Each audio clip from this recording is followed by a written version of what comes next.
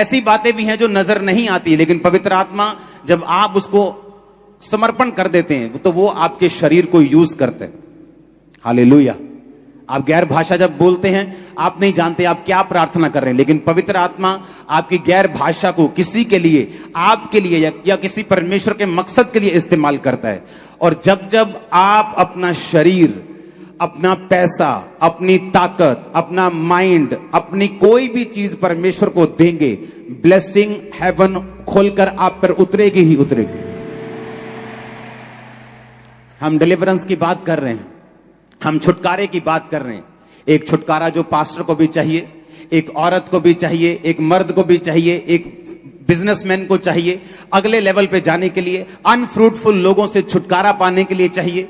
एक छुटकारा जो आपकी फैमिली में आपको चाहिए, एक छुटकारा जो आपके अपनी लाइफ में, अपनी स्पिरिचुअल लाइफ में आपको चाहिए। बाइबल कहती है कुछ रूल्स हैं जिन्हें फॉलो कर छुटकारा लिया जा सकता है। जिस तरह मैं आपको बताना चाहता हूं, आप कितने बीमार हैं, कितनी देर से बीमार हैं, कितने दुखी हैं, इस बात पे आपका छुटकारा निर्भर नहीं करता। यीशु मसीह के पीछे एक औरत आई कि मेरी बेटी में से दुष्ट आत्मा निकाल दे, निकाल दे, निकाल दे। यीशु मसीह ने मना कर दिया। यीशु मसीह ने कहा कुत्तों को मैं अपने बच्चों की रोटी नहीं दे सकता। क्योंकि यीशु मसीह, चेलों ने भी कहा कि तू क्यों इसकी प्रार्थना को नहीं सुनता, ये दुखी है। परमेश्वर ने कहा सिर्फ एक बंदा दुखी है इसलिए उसकी प्रार्थना नहीं सुनी जा सकती। कभी परमेश्वर ने बाइबल में ये नहीं कहा तू बड़ा दुखी है, तू बड़ी दुखी है इसलिए मैं तेरी प्रार्थना को सुनता हूं। परमेश्वर ने कहा तेरे विश्वास ने तुझे क्या किया, चंगा किया। तेरे फेथ ने तुझे क्या किया। अगर मुझे छुटकारा लेना है तो मुझे रूल्स और मुझे परमेश्वर के जो प्रिंसिपल्स हैं, जो वचन हैं, परमेश्वर का जो बनाया सिस्टम है, मुझे उसे फॉलो करना पड़ेगा। बाइबल कहती है वो औरत परमेश्वर के सामने आई। इंग्लिश में लिखा शी वर्शिप्ड, उसने हिंदी में लिखा उसने यीशु को प्रणाम किया और कहा कि बालक, जो तेरे बालक हैं उनकी मेज से जो चूर चार निकलता है वही कुत्ते खाते हैं। हालेलुया। पर लिखा उसने वर्शिप की। चंगियाई से पहले की कि चंगियाई के बाद में की? ऊंची आवाज में बताओ। छुटकारे के पहले वर्शिप की कि छुटकारे के बाद में की? बाइबल कहती है उसने इतना सख्त उत्तर सुनने के बावजूद भी शी वर्शिप्ड। तो क्या आप भी जब परमेश्वर आपको उत्तर ना दे वर्शिप करने के लिए तैयार हैं? जब आपको उत्तर वो ना दे फिर भी आप परमेश्वर के साथ बने रहने के लिए तैयार हैं? ए लड़के, हालेलुया। लिखा शी वर्शिप्ड, उसने खुदा की वर्शिप की। इतना सख्त जवाब लेने के बावजूद भी उसका विश्वास नहीं हिला और उसने कहा तेरे बालकों की मेज से जो गिरेगा वही कुत्ते खाएंगे, हमें अपने घर का कुत्ता समझ ले। यीशु मसीह ने कहा इस बात के कारण दुष्ट आत्मा तेरी बेटी को छोड़ के जा चुका है, जा चली जा। बाय फेथ जो सिस्टम बना है, जो परमेश्वर ने वचन में ठहराया है, उसी के अनुसार हम चंगियाई ले सकते हैं, उसी के अनुसार हम छुटकारा ले सकते हैं। उससे बाहर जाकर हम छुटकारा नहीं ले सकते, बल्कि वही जो परमेश्वर के वचन में ठहराया गया है। आमीन। मैंने अपनी लाइफ में नोटिस किया है कि छुटकारा जो है वो बिल्कुल उन्हीं लोगों को मिलता है जो आत्मा को फॉलो करते हैं, जो पवित्र आत्मा को फॉलो करते हैं, वही छुटकारे में, रियल छुटकारे में एंटर करते हैं। आज जो आप सिस्टम देख रहे हैं चर्च में, सब जगह आप बड़े बड़े सिस्टम को बनता हुआ देख रहे हैं, लेकिन पहले ऐसा नहीं था। इतनी बड़ी चर्च होने के बावजूद भी किराए पर साउंड आता था। हम अपना साउंड परचेज नहीं कर पा रहे थे, इतना पैसा भी नहीं था चर्च के पास, क्योंकि चर्च से कोई डोनेशन नहीं मांगी जाती थी, कुछ नहीं था, बस लोग आके डाल जाते थे, ठीक है कुछ नहीं है तो ना सही। ऐसा चलता रहा कितने साल। तो मैं साउंड के लिए पैसे इकट्ठे करता था कि अभी 50,000 हो गया, अभी 1 लाख हो गया। और एक दिन परमेश्वर ने मुझसे रात को मिडनाइट के टाइम बात की कि अभी उठ और जितना पैसा तेरे पास है उसे अभी कंप्यूटर से ट्रांसफर कर। उस समय उस अकाउंट में मैंने इंटरनेट बैंकिंग रखी थी। तो रात को 12 बजे मैं उठा और मैंने कहा परमेश्वर ये पैसा तो सेव करने के लिए, ये पैसा तो मैं तेरे ही भवन का साउंड जो है उसे बाय करने के लिए मैं जोड़ रहा हूं। मुझे 6-7 लाख तब चाहिए था, 10-12 साल पहले 10 लाख में साउंड आ जाता था। तो तब मैंने कहा परमेश्वर ये तो तेरे साउंड को परचेज करने के लिए। परमेश्वर ने कहा इसे अभी बोना है। आप इमेजिन करो मेरे अकाउंट में जितना पैसा था, मैंने रात को 12 बजे अकाउंट ओपन किया, जिसके अकाउंट में डालना था उसका अकाउंट पहले से जुड़ा हुआ था मेरे साथ, मैंने उसके अकाउंट में डाला, उसको टिक किया, पैसा गया। मैंने उसको रात को मैसेज किया कि भाई साहब मैंने इतने लाख रुपए आपके अकाउंट में भेजा है। उसने कहा गॉड ब्लेस यू। मैंने कहा ठीक है जी, अब तो हो गया, गॉड ब्लेस यू, अभी तो खाता खाली हो गया। इमेजिन करो थोड़े दिन में ही एक फैमिली मुझसे मिलने के लिए आई और उस फैमिली ने कहा कि परमेश्वर ने हमारे दिल में डाला है कि हमारे पास एक प्लॉट है, हम उसे बेचकर हम आपको देना चाहते हैं कि आप साउंड परचेज कर लो। कहां मैं उसे महीनों से जोड़ रहा था और कहां एक व्यक्ति आया और उसने पूरे के पूरे साउंड का खर्चा दे दिया। वो पहला टाइम था जब चर्च ने अपना साउंड खरीदा था। वो क्या था? एक छुटकारा। आज चाहे उस पैसे की आज उतनी वैल्यू नहीं, वो उतने पैसे के शायद 4 माइक आए, आज 1.5-2 लाख का माइक है, पर उस समय वो एक छुटकारा था मेरे लिए। आप कितने मेरी बात को समझ रहे हैं? मेरे लिए वो बड़ा छुटकारा था कि मेरी चर्च किराए से फ्री हो गई, अब किराए का पैसा मैं दरी में लगाऊंगा, मैं चर्च को बनाने में लगाऊंगा। मेरे लिए वो छुटकारा था। लेकिन परमेश्वर ने वो छुटकारा मुझे इसलिए नहीं दिया कि मुझे साउंड की जरूरत थी। जब मैंने विश्वास के कदम को उठाया तो परमेश्वर ने वो छुटकारा दिया। आप मेरी बात समझ रहे कि नहीं? जब चर्च शुरू हुई 2007-8 में, 7 में मैं खामरा में आया, 8 में चर्च शुरू हुई। 3 लोग थे चर्च में। मैं ही चाय बनाने वाला था, मैं ही चाय बांटने वाला था, मैं ही दरी बिछाने वाला था, मैं ही दरी उठाने वाला था, मैं ही टेंट मैन था, मैं ही प्रीचर था, मैं ही क्लीनर था, सारा कुछ मैं ही था। हालेलुया। जब लोग आने वाले होते थे दरी भी मैं बिछाता था, पुलपट भी मैं ही लगाता था। साउंड तब जरूरत थी नहीं 3 लोगों में।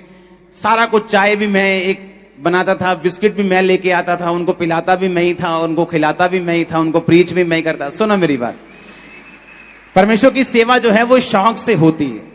आमीन। वो लव से होती है कि चाहे मैं 3 लोगों के सामने हूं, लेकिन मुझे यीशु मसीह से प्यार है और मैं उनको परमेश्वर के बारे में बताना चाहता हूं, उनको यीशु मसीह की लाइन पे लेके जाना चाहता हूं।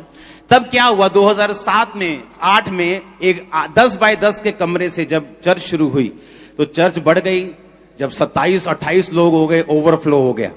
बल्ले भी बल्ले, 28 अगर 27 से 3 लोग ज्यादा हो गए तो ओवरफ्लो हो गया। 3 लोग बाहर बैठे जी हॉल के। आज खमरा चर्च ओवरफ्लो था, 3 लोग बाहर थे, ऐसा ओवरफ्लो था तब। सुनो, हालेलुया। तो क्या हुआ, जब मैंने बात की, मैंने सोचा कि मेरे उस कमरे के पास ऐसे 2 वेड़े हैं, एक ऐसे जाता है, एक ऐसे जाता है। तो मैंने, वो किराए पे था, मैंने मकान मालिक से कहा, मैंने कहा लोग बढ़ रहे हैं तो मुझे ये वाला आपका जो यहाँ पे मीटिंग अभी करनी पड़ेगी। उसने मना कर दिया। उसने कहा नहीं ये छत थोड़ी सी कमजोर है, पता नहीं मीटिंग होगी कि नहीं, मतलब उसने मना कर दिया। मैं सोचा, मैंने कहा मैं तो ये सोच रहा था कि यहां होना चाहिए, परमेश्वर मेरी हेल्प करेगा, लेकिन अब मैं क्या करूंगा। तो परमेश्वर ने इंतजाम किया है कि नीचे प्लॉट, मेरी फैमिली का प्लॉट था, वहां मीटिंग शुरू हुई। उसके बाद जब वो भर गया, उसके सामने ग्राउंड थी, फिर वहां मीटिंग शुरू हुई। जब वो ग्राउंड में हम गए तो उस ग्राउंड का जो मालिक था वो एक दिन आके बोला, यार तुम इतने कब्जा ही ना कर लियो। मैंने कहा भाई साहब हम 200 करोड़ की कोठी फ्री में छोड़ के आए, ये कब्जा करने के लिए नहीं आए हम। हाँ, लेकिन तब लोग आपको समझते नहीं, जब आपके अंदर रिजल्ट नहीं होता, जब आपने कुछ दिखाया नहीं होता, तब लोग आपको समझ नहीं पाते। तब मैंने कहा ठीक है, हम ये जगह 1 महीने के अंदर अंदर छोड़ देंगे। हमने जगह फाइंड करनी शुरू की, परमेश्वर कोई रेंट पे जगह हमें दे दे, कोई रेंट पे जगह मिल जाए, बड़ा प्लॉट मिल जाए, 100 मरले 150 मरले का रेंट पे। तो कोई रेंट पे देने के लिए तैयार नहीं था। तो एक डॉक्टर साहब है, उन्होंने अपना प्लॉट हमें ऐसे ही दे दिया कि आप यूज करो। फिर वहां गए, फिर मुझे मालूम था कितनी देर तक कोई प्लॉट, आपको कहीं तो अपनी जगह में जाना ही है, लेकिन कभी भी पैसों का इंतजाम नहीं, इतनी बड़ी चर्च होने के बावजूद भी। एक दिन जब मैं इंडिया के बाहर था तो वहां पे मुझे, जब मैं चर्च में गया तो वहां पे रूम के पैसे लगते हैं। मान लो एक रूम के वहां पैसे थे कि मान लो कि 80,000 रुपया एक वीक का, मान लो 2.5-3 लाख रुपया मुझे उस रूम के उनको देने थे। तो जब मैं वहां उस चर्च में पहुंचा अपने स्पिरिचुअल फादर के पास, तो उन्होंने मैसेज भेजा कि आपको रूम के पैसे देने की जरूरत नहीं। तो मेरे पास वो सारे पैसे बच गए। और जब मैं 3 हफ्ते वहां पे रहा और जब मैं आने लगा तो परमेश्वर ने, आप इमेजिन करो, ये नहीं कि पैसे बच गए, ले अभी फायदा हो गया वापस ले जाएंगे पैसे, नो नो नो। मुझे मालूम था कि परमेश्वर खास मकसद के तहत ऐसा कुछ कर रहा है। जब मैंने, परमेश्वर ने कहा कि जितने डॉलर्स तेरे पास हैं वो सारे बो के जाने। आप इमेजिन करो, मेरी जेब में लाखों रुपए के डॉलर्स थे, और जब मैं वहां फ्लाइट में लागोस से न्यू दिल्ली के लिए चढ़ा हूं, मेरी जेब में $1 भी नहीं था, सिंगल डॉलर। सारे डॉलर्स मैंने बो दिए। सुनो मेरी बात, अब मुझे कितने साल से हम ट्राई कर रहे थे, 2008 की मिनिस्ट्री चल रही थी, 8 निकल गया, 9 निकल गया, 10 निकल गया, 11 निकल गया, 12 में प्रवेश करने वाले थे, अभी तक चर्च के पास जगह नहीं थी। ये नहीं कि हमें चाहिए, बहुत ज्यादा जरूरी चाहिए, इसका मतलब ये नहीं परमेश्वर हमें दे देगा जब तक हम विश्वास के कदम नहीं उठाते।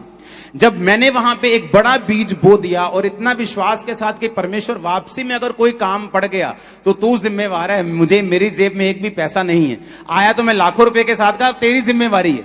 इमेजिन करो, जब मैं वापस आया, परमेश्वर ने इंतजाम बनाए। 2012 के लिए परमेश्वर ने, फर्स्ट टाइम था जब चर्च अपनी जगह में गई थी। उसके बाद जब वो जगह जहां पे ली गई, उसके साथ वाली जगह ली, लेकिन वो साथ वाली जगह झगड़े वाली थी। वो बोलता था मेरी है, जिसको हमने पैसे दिए वो बोलता था मेरी है, क्या प्रवासी लैनी नहीं जगह, साढ़े पैसे वापस करो। हमने वो जगह बेच की। 2014 में हम फिर इधर आए जहां आप बैठे हैं। आप मेरी बात समझे कि नहीं? मेरा छुटकारा मैं आपको इसलिए बता रहा हूं कि कैसे हुआ। बाइबल कहती है छुटकारा सिर्फ चाहने से, या मैं कितना दुखी हूं, या मुझे कितनी जरूरत है, इस चीज से कभी नहीं होता।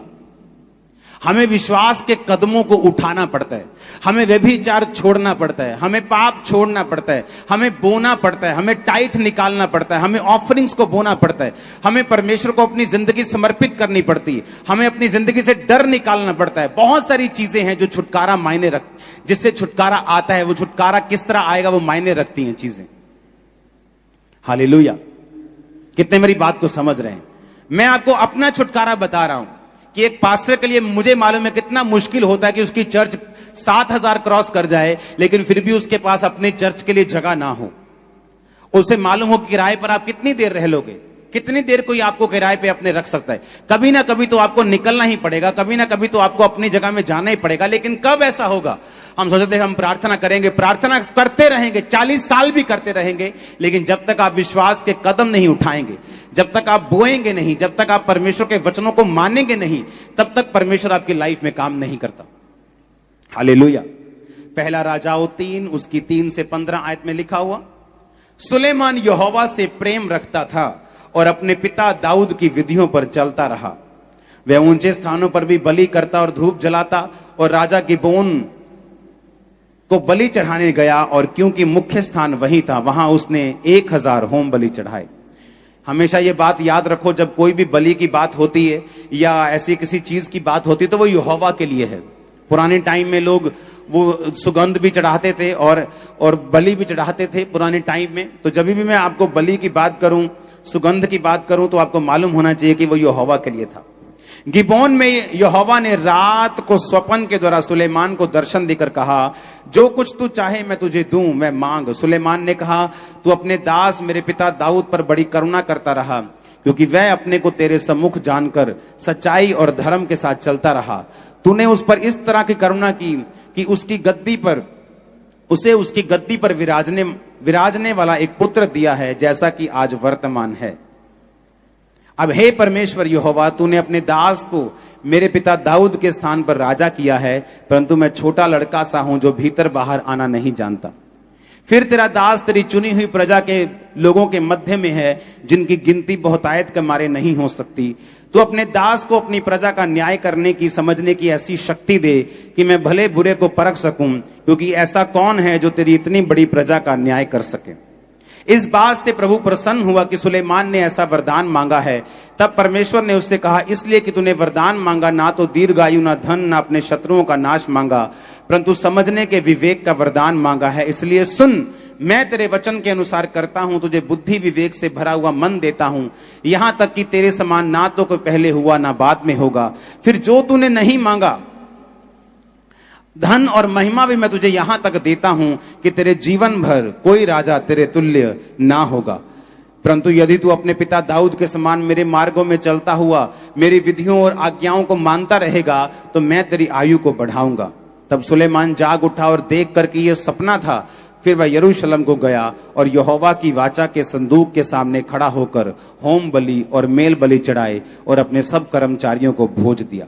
अब यहां पे बाइबल कहती है जब सुलेमान राजा बना उसे एक बात मालूम थी कि उसकी प्रजा बहुत बड़ी है, लेकिन उसके पास ऐसी बुद्धि नहीं जो अपनी प्रजा का न्याय कर सके।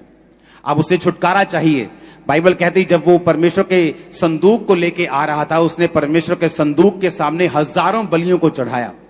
जब भी आप अपनी जिंदगी से परमेश्वर के सामने कुछ ऐसा चढ़ाते हैं जो आपके लिए बहुत मायने रखता है। हन्ना ने अपना बेटा परमेश्वर को चढ़ा दिया, सेवा के लिए दे दिया। सुलेमान ने लिखा लाखों भेड़ों को कुर्बान कर दिया।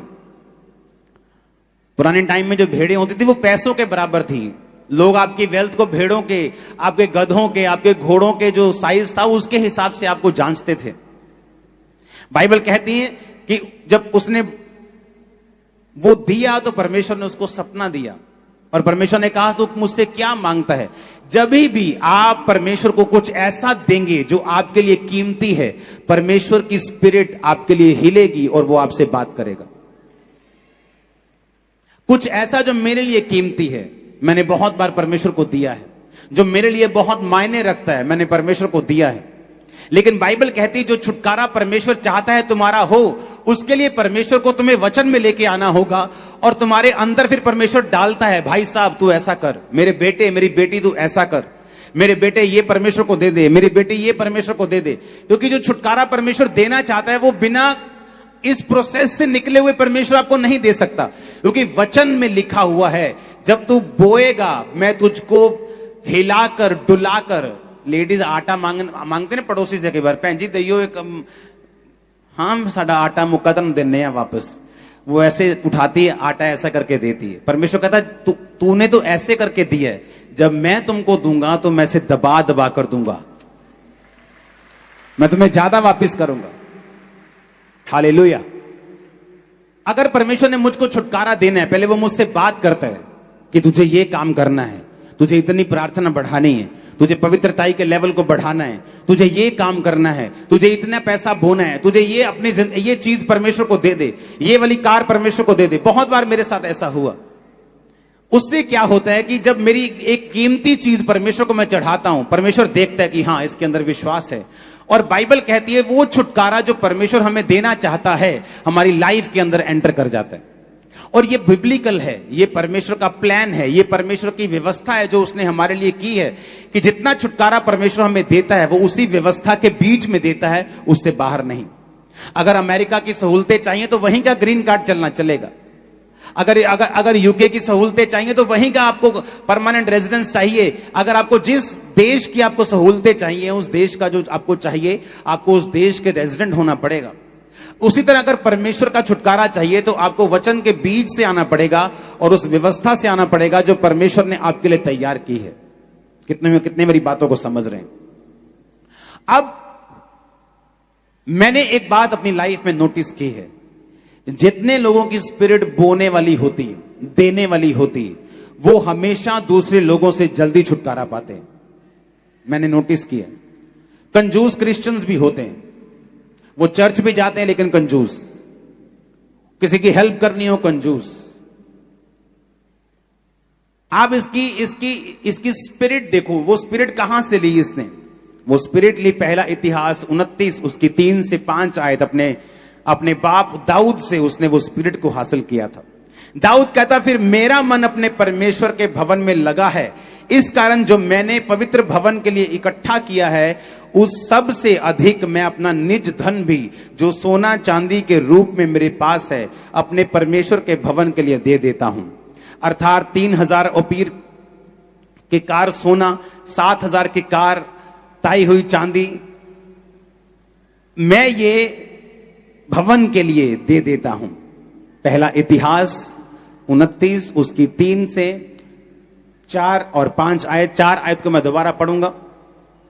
उसने कहा 3,000 किक्कार सोना और 7,000 किक्कार ताई हुई चांदी।